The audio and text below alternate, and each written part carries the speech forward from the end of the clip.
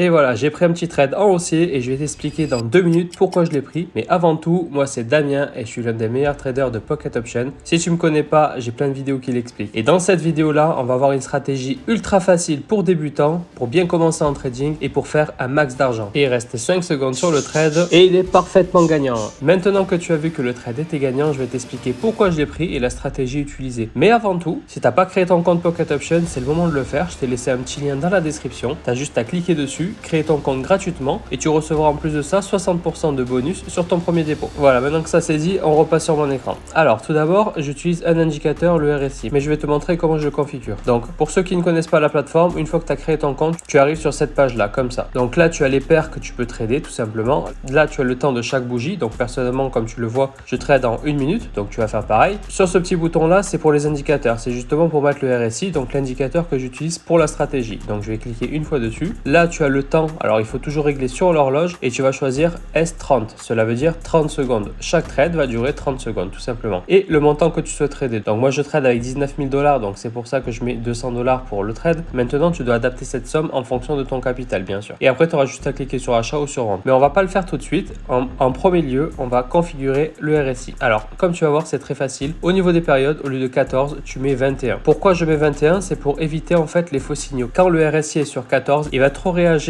au mouvement du marché, un mouvement brusque, et il peut facilement atteindre les 70, chose qui serait pas bon pour moi parce que je vais prendre mon trade et il sera naturellement perdant. Donc en mettant sur 21, on élargit en fait sa sensibilité. Cela veut dire que quand on arrive sur un signal, en général, il est bon tout simplement. Et tu as les couleurs. Alors moi personnellement au niveau des couleurs, je mets tout en rouge. Je vais te dire pourquoi, parce que le rouge c'est visible. Et moi j'aime bien ce qui est visible parce qu'au moins je sais quand j'ai un signal, j'ai pas besoin de douter pour savoir est-ce qu'il est sur la ligne ou est-ce qu'il n'y est pas. Et au niveau des pixels, tu peux mettre 2 pixels pour faire grandir un tout petit peu la ligne, ce qui la rendra encore plus visible. Et voilà, une fois que c'est fait, on sauvegarde et puis voilà, tout est bon. Donc maintenant, comme tu peux le voir ici, on a notre indicateur avec nos 3 lignes. Je vais essayer de rechercher un marché encore une fois pour te montrer la stratégie et te l'expliquer en même temps. Alors là, c'est parfait, on va prendre un achat sur ce marché-là. Pourquoi je prends un achat? C'est tout simple, on arrive sur les 50 du RSI, donc c'est-à-dire la ligne médiane du RSI, ce qui veut dire que le marché va être renvoyé par le haut. Pourquoi? Car le RSI joue le rôle d'une barrière, tout simplement. Et là, il reste 5 secondes sur mon trade et comme tu as pu le voir, au moment où j'ai pris mon trade, il a été renvoyé parfaitement et plus 384 $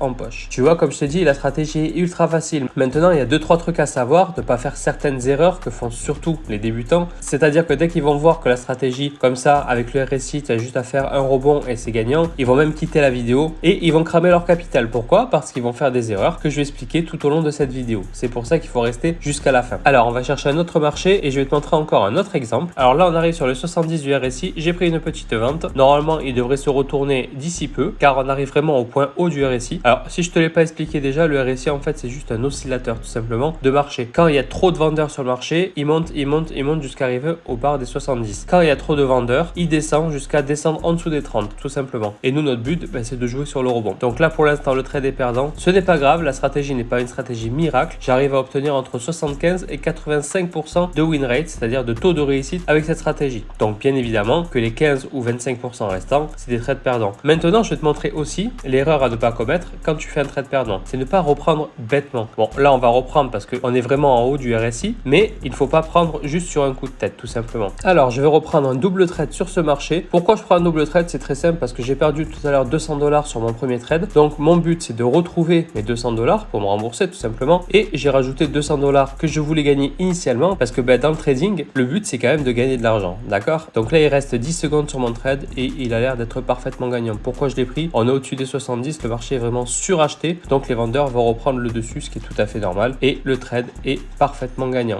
Donc voilà, je me suis remboursé les 200 $ que j'ai perdus, plus un petit supplément. D'ailleurs, en parlant d'analyse et de gestion des risques, etc., si tu n'as pas envie de te casser la tête à analyser le marché tous les jours pour gagner ton argent, tu peux, si le cœur t'en dit, après avoir créé ton compte Pocket Option en cliquant sur le lien dans la description, m'envoyer un petit message et je t'ajouterai à mon groupe privé. Tu pourras copier en fait mes signaux gratuitement, donc manuellement ou automatiquement. Ça dépend vraiment de toi. Je peux même utiliser les deux si tu veux et je peux même devenir ton mentor gratuitement. Voilà, maintenant que ça c'est dit, on retourne sur mon graphique. On va chercher un autre marché marché adéquate à la stratégie. Alors là, on parlait d'erreur tout à l'heure. Justement, il y en a une qui vient de se présenter. Pourquoi c'est une erreur? Vous allez me dire, le marché est parfait.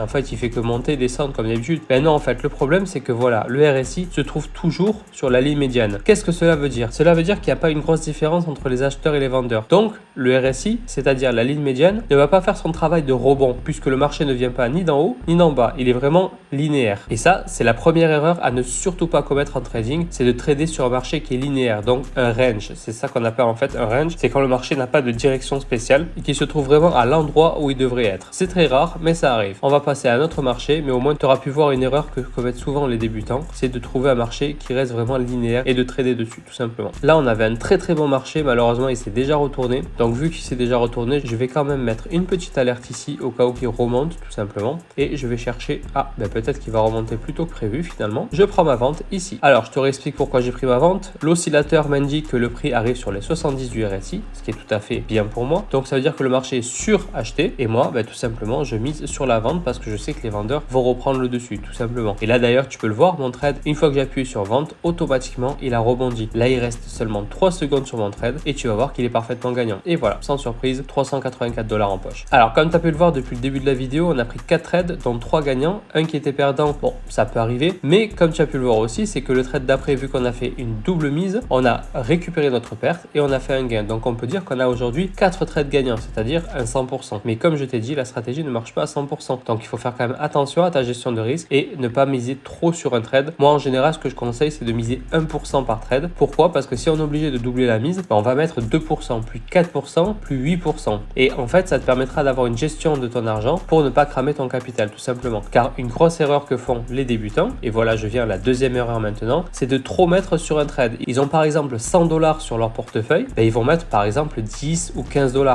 C'est énorme, ça représente quand même 10 à 15%. Si on est obligé de doubler la mise, c'est-à-dire sur le deuxième trade, on met déjà entre 20 et 30%. C'est quand même énorme. Donc si on doit redoubler encore une fois la mise, ce sera notre dernière mise car après le capital va être cramé tout simplement. Donc certains ne voient pas la force en fait de respecter ce money management car ils se disent que de miser 1 $ sur 100 $, c'est vraiment minime. Chose qui n'est pas le cas car aujourd'hui tu mises 1 $ sur 100 $, mais au fur et à mesure que ton capital va monter, avec les intérêts composés, tu vas commencer à miser bien plus gros et à la fin tu vas te retrouver avec un portefeuille un petit peu comme le mien parce que moi j'ai commencé avec seulement 100 $ sur mon compte et j'ai réussi à atteindre les 19 000 et même plus parce que j'ai fait un retrait il n'y a pas très longtemps. Voilà, tout simplement. À force de parler, je ne vois même plus le marché. Là, j'ai une petite vente à prendre. Alors, j'ai pris cette vente comme tu peux le voir parce que le marché est au-dessus des 70 du RSI. Normalement, il devrait se retourner. J'ai fait une petite erreur que je vais t'expliquer par la suite car le trade va sûrement être perdant vu comme il est parti. Sans surprise, il est perdant. Alors, pourquoi j'ai fait cette erreur? En fait, tout simplement, c'est que j'ai une suite de bougies vertes. Certes, il est au 70, mais le marché ne me montre pas de signe d'essoufflement. Quand je parle de signe d'essoufflement, c'est-à-dire qu'on a une longue série de bougies de la même couleur et qu'il atteint les 70 du RSI, on doit normalement attendre une bougie rouge. Pourquoi? Pour que le marché nous montre qu'il est en train de s'essouffler. Quand je dis s'essouffler, c'est-à-dire qu'il est en train de ralentir pour pouvoir se retourner. Actuellement, il ne montre aucun signe de ralentissement. J'ai malgré ça pris le trade pour te montrer que